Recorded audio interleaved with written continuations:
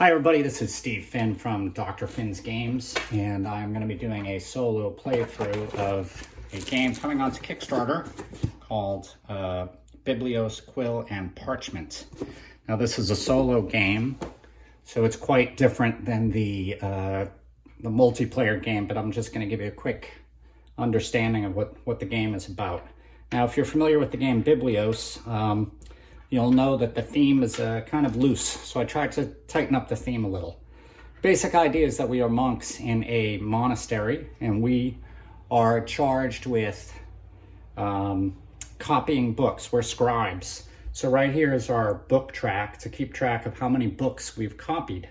Now in a solo game, there are these bonuses at the top that we're going to cut off. I'm playing against an imaginary opponent called Cadfell. If you're a fan of PBS Mysteries, a long time ago I used to watch a show called Cadfell, and that's where I got the name from. But so I'm copying books over here. Up here we have, I don't know how good the camera comes out, but there's a chapel side and a scriptorium side.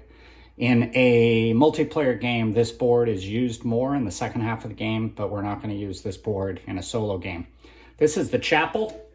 Each player has a symbol. I have a coin, so I'm going to put myself in the first pew of the chapel there. He's the quill, and I'm going to put a quill like that. So that was just random. As we go through the game, we'll be moving. When we pray in the chapel, we go closer to the altar. These dice here represent the abbot influence. So what we're going to be doing in the first half of the game is accruing abbot influence. In Biblios, the original game, it would have been money. But you know, I don't know how often scribes are using a lot of money. So that's a thematic thing. This is a novice die, and the novice die is used. You send your novice out along this map. There's different routes on this side of the board. Also, I'll just mention now, there's two sides of the board with a different map, different values. So you could play this in different ways. This board as well is double-sided. So we're playing on the A side now. This is the A side. And in a solo game, actually, you can only play with the A sides. Maybe I'll figure out a way to play with the B sides at some point. But anyway, so this is the novice die. This would move the novice. You see two pictures of monks there. Two spaces along the map. And I don't know if you could see it, there's a little town or city there. And when your novice gets to the city, you'll be scoring points at game end for the different cities that it's visited. Plus, you could pick up some books. You could take some time to copy books along the way. So that's a basic summary of these sheets. Up here, if you're familiar with Biblios, you know that the values of the different types of manuscripts that you're copying. So here we go. Just to let you know what we have religion, philosophy, astronomy, herbals. So apparently they wrote a lot of books about how to use herbs and flowers and plants. And then bestiaries, kind of imaginary books about various kinds of fantastical beasts. So those correspond with these. And right now, it is a religious place. So the religion books are valued at 4. And the bestiaries are valued at 2, and it goes 4, 3, 3, 2, 2. So that's a different change from the other game, which all start at the same values. So in any case, what's going to happen in the first half of the game is, I'm just going to start it. So there's a lot of dice. In a multiplayer game, you have a lot of dice. We're only using these in the solo game. And what happens is Cadfell will take the first turn. I didn't mention what these are, but these are the book dice. So these represent that you can copy a manuscript. There's 5, and then the 6th side is praying in the chapel. So it's going to take, we're playing 8 days, and the tracking of the days is here. So what will happen is, this is his turn up there. I roll his dice. His value here is of abbot influence is 5 or 6.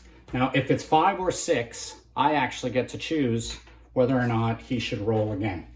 So I will look, he's got 2 pinks and a green, and he gets to go to the chapel. And he gets to move twice on the map. You know what? I'm gonna try to see if I can get him to roll a lower number. 4. Well, actually, he does roll a lower number. Anytime he rolls a 4, anytime he rolls a 4 or lower, actually, I must re-roll unless it's the third roll, in which case he has to keep it. So here we go. Kind of backfired. So he got 11, 2 blues, he's got 2 religion, a philosophy, and 2 movement on the track. So he, as the dummy player, he's always going to move on the outside track.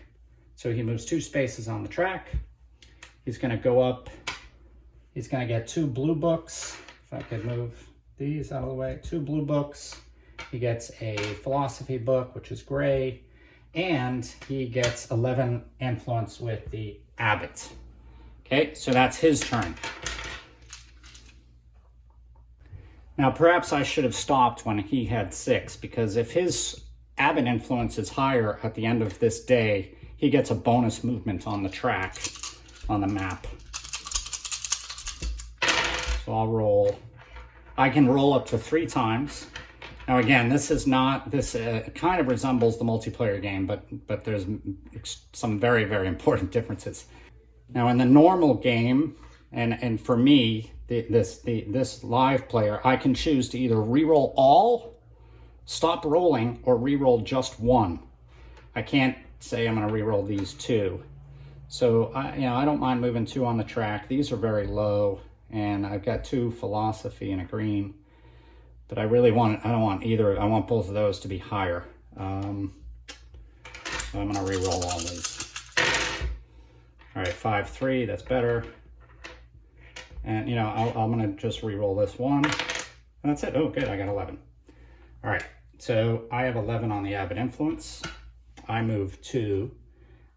Just for fun, I'm going to move, I'll move on the outside track as well.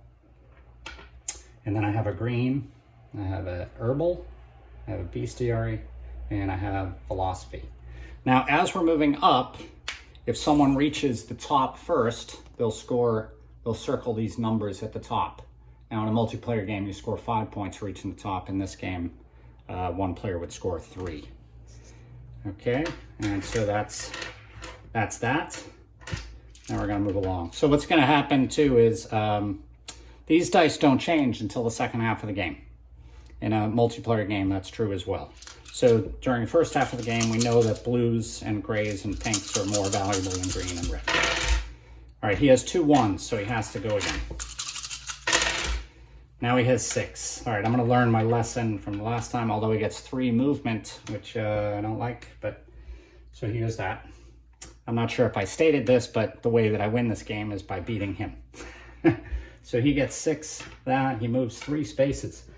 In passing 1, 2, 3, he passed a philosophy book. So he gets a philosophy book, and there's a question mark, which is going to be a re-rolling one of these. But first I mark these. So he has a blue, he has a green, and he has a red. So what I'm going to be starting to do now is compare mine to his, and I'm going to try to stay ahead of him on many of the tracks. And now, because he got a mystery, he's going to get another philosophy.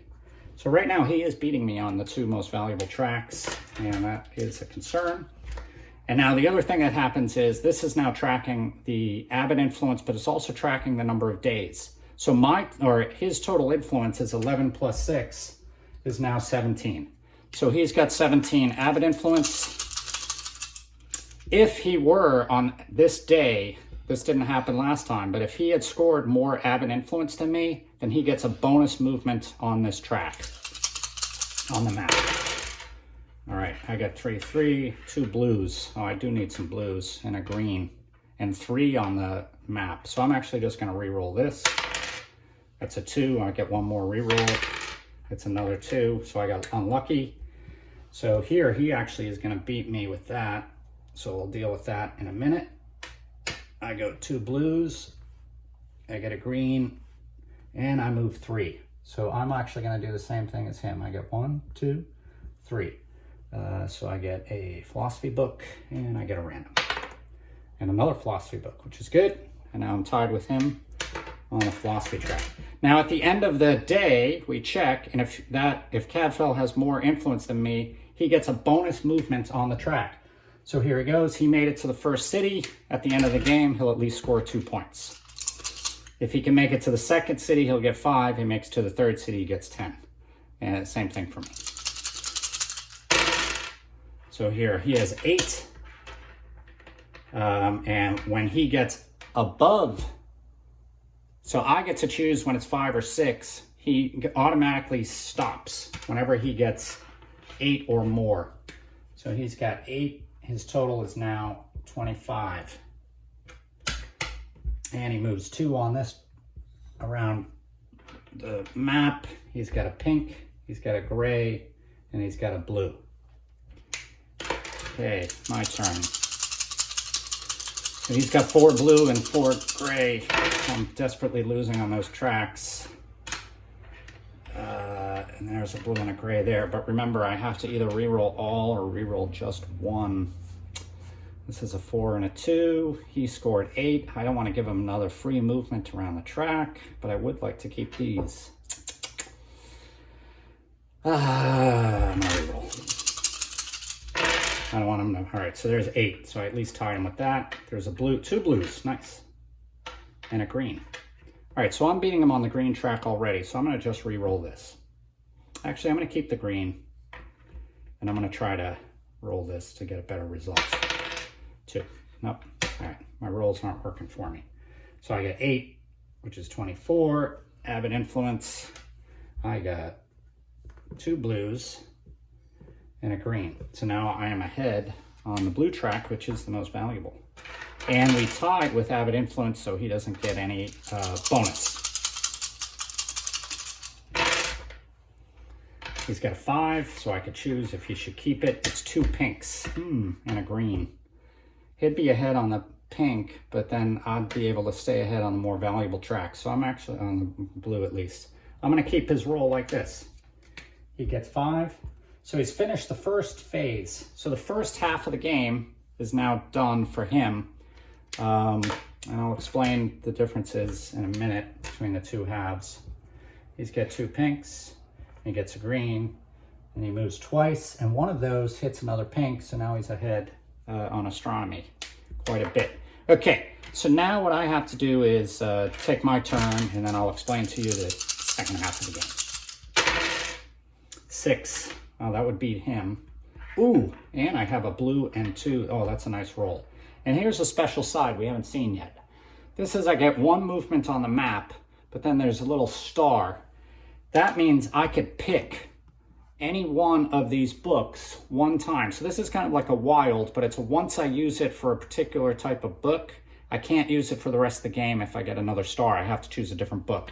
So I'm actually going to keep that, because what that will allow me to do is this. I get 1 blue, so I'm firmly ahead on the blue. I get 2 of the gray, so now I'm tied on with him on the gray. So I'm actually gonna pick a gray so that I could pass him using my wild. I get to move 2 spaces, so I made it to 1 city, and I've already done that, and I get 6 here. So I've stopped him from getting the bonus movement because I have more than that. All right, so there's the first half of the game.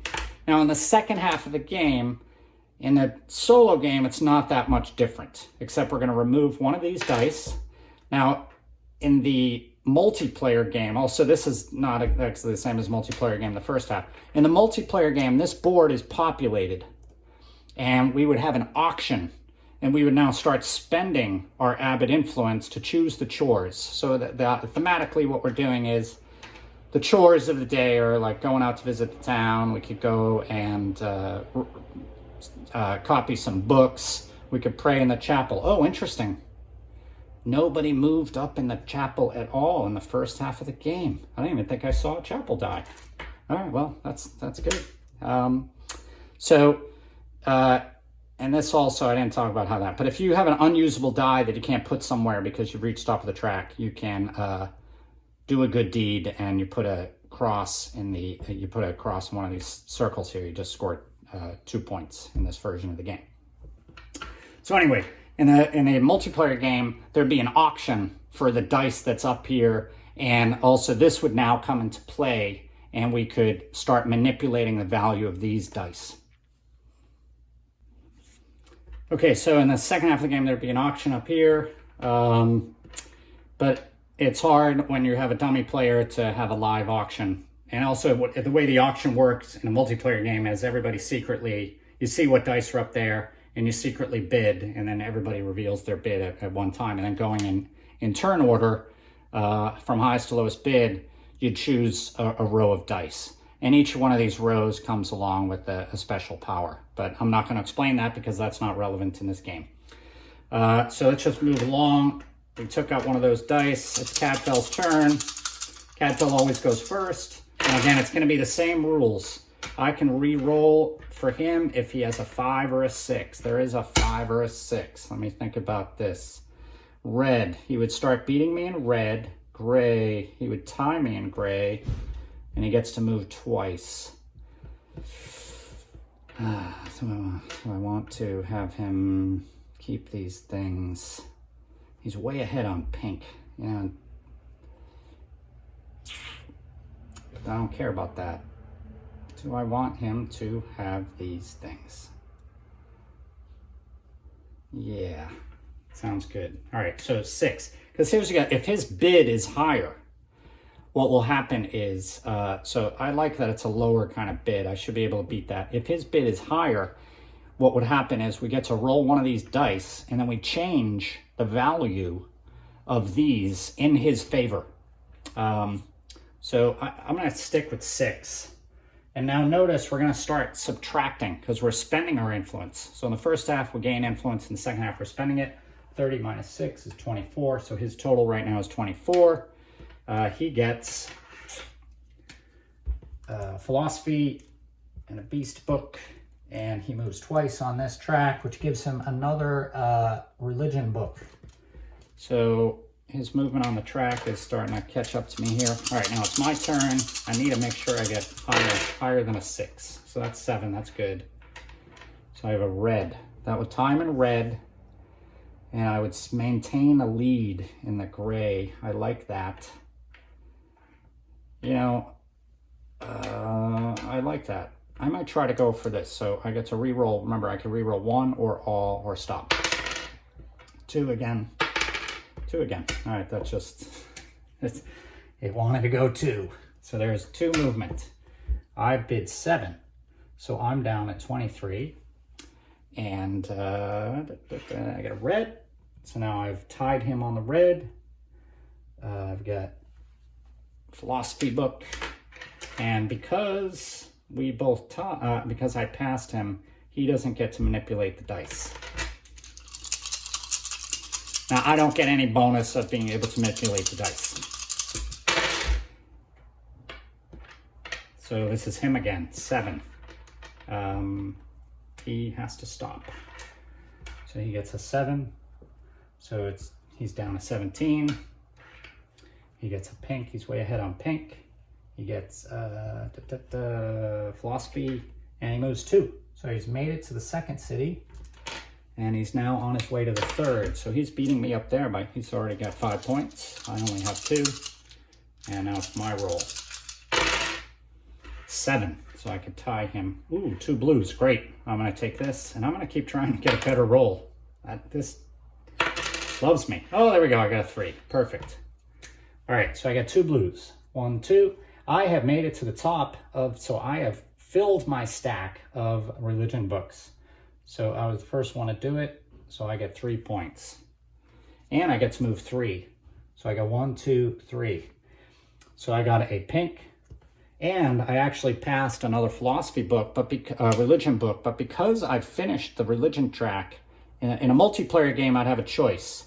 I could either fill in a cross, or I can move on this path. And in a solo game, I don't have that choice. I have to move along the path. So now I've tied him on that. Okay. Here I go. And this is his turn. He's got a 4. He has to reroll. He's got a 9 and 2. Oh, he's going to beat me up the philosophy track, and I'm a philosopher. All right. Where are we? 24 minus 7, 17. He's got 9. 17 minus 9 is 8.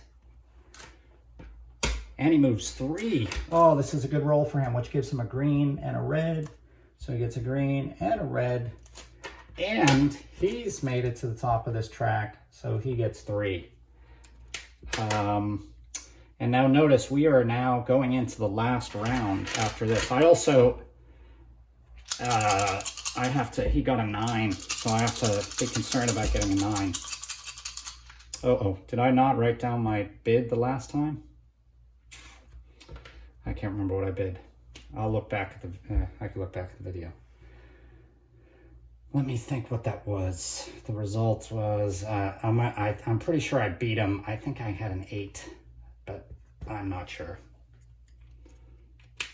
So now this is my 3rd round.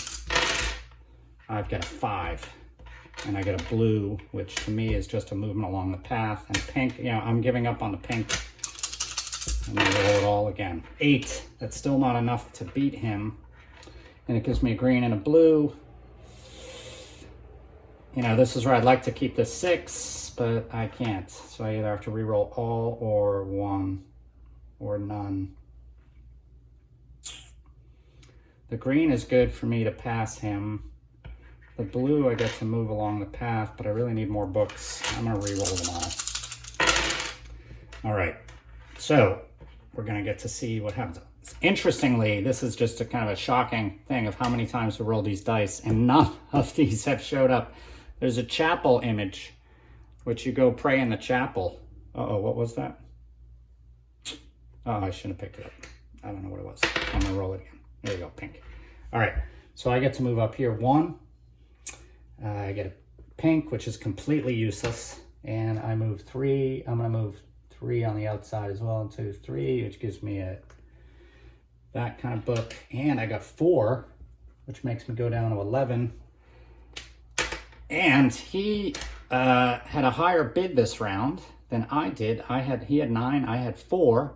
So now what I do is I roll one of these and see what it is. It's a blue. I am ahead in blue because I reached the top of the track first and he hasn't even reached the top of the track. So this goes in his favor, which means it's gonna go down. Now, if we were tied, nothing would happen. Or if he was winning, it would go up. So now the value of these things have gone up. At the end of the game, we're gonna score based upon the value here of these. And now we're in the last round.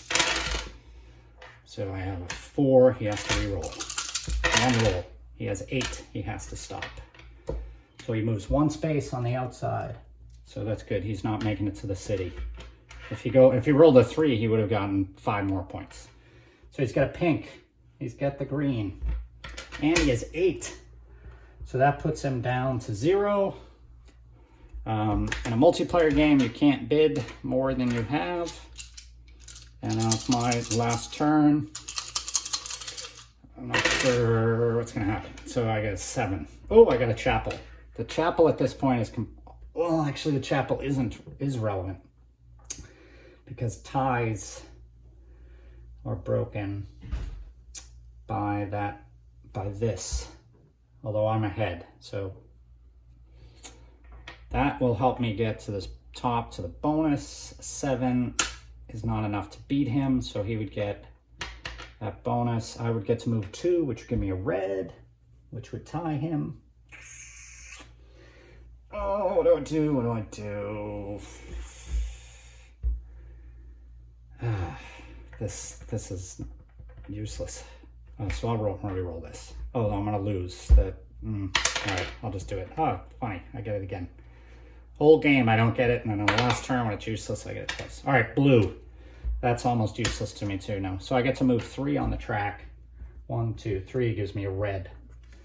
And I made it to there. So I was the second to make it, so I at least get the bonus 2 points. And I bid 7, so now I'm down at 4. He beat me, he bid 8, so he gets this bonus. And it is philosophy. He beat me in philosophy, so that goes up to 4. Oh boy, I think I'm gonna lose this game. All right, so now I get to tell you how to score. So what we're gonna do is we start at the top. bonuses earned. I've gotten 5 points because I made it to the top of 2 tracks. I was first and second there.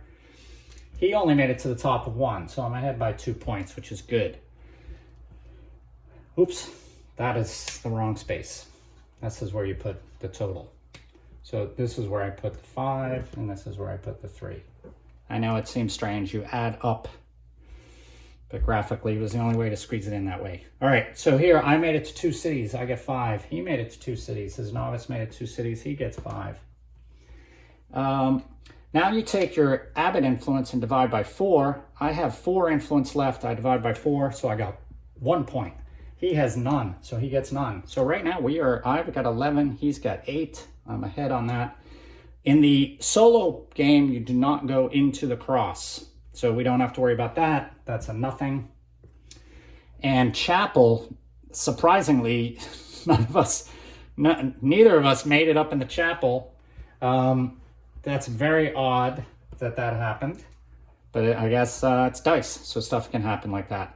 And it turns out that I will get I'm ahead. The person who's further up in the track to the left is ahead. Now, had he gotten a chapel at any point, we would have moved him up, like that. And then he would have been ahead. You can also score points and get extra bonuses as you go closer to the altar. So that's very interesting. I don't think I've ever played the game where that has happened. And now what we're going to do is score each of these values. So the blue is religion. I'm ahead on the religion track, so I'm going to score for religion. So I'm going to score for religion. Now, first place gets 3 times the value of the die, and second place gets 2 times the value of the die. So the way that I do it in a 2-player game is rather than give me 9 and him 6, I'm just going to give me 3.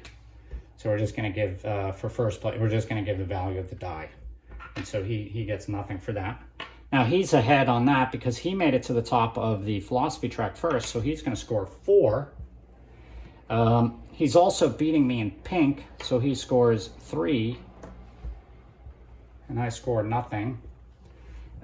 Green, he's ahead. No, we're tied. And when we're tied, it's whoever's closest to the altar, which is me. So I get 2 points and he gets 0. And then in red, we're tied again. So again, I get the 2 points and he gets 0. So it's a close game. I get 7. He has 7. And so his total is 7. 3 and 5 is 15. And my total is 17. So as it turned out, if at any point during the game, his dice had showed one of these chapels and he was able to win the tiebreaker, he would have won. So it was 17 to 15. I wasn't sure if I was going to win that game or not, but it turns out I did. You can also change the bonuses that Cadfael gets for beating you, or you can also give him a head start. So if you want to increase the difficulty, that's the simplest version of the game. Or actually, the simplest version is where I go first and then he goes second, because that would allow you to make it to some of the top of the tracks first, thereby beating. So in this game, though, he always went first. So that is Biblios Dice, not Biblios Dice, that is Biblios Quill and Parchment. And I'd like to thank Yellow, who is the publisher of Biblios, for letting me use the name Biblios. And I hope you like this, the look of it. And it's coming on Kickstarter in August 24th of 2020. And this is just the solo version. Again, the multiplayer version is very different. In the second half of the game, you are bidding to get these, and this die starts manipulating these a lot more. So in the solo version, these dice don't get manipulated much. But in the multiplayer game, there's all sorts of manipulation of those dice up there. So that's that. And please visit drfins.com. Sign up for my email list, and you can be told of whenever this game gets launched and other great things that happen. See ya.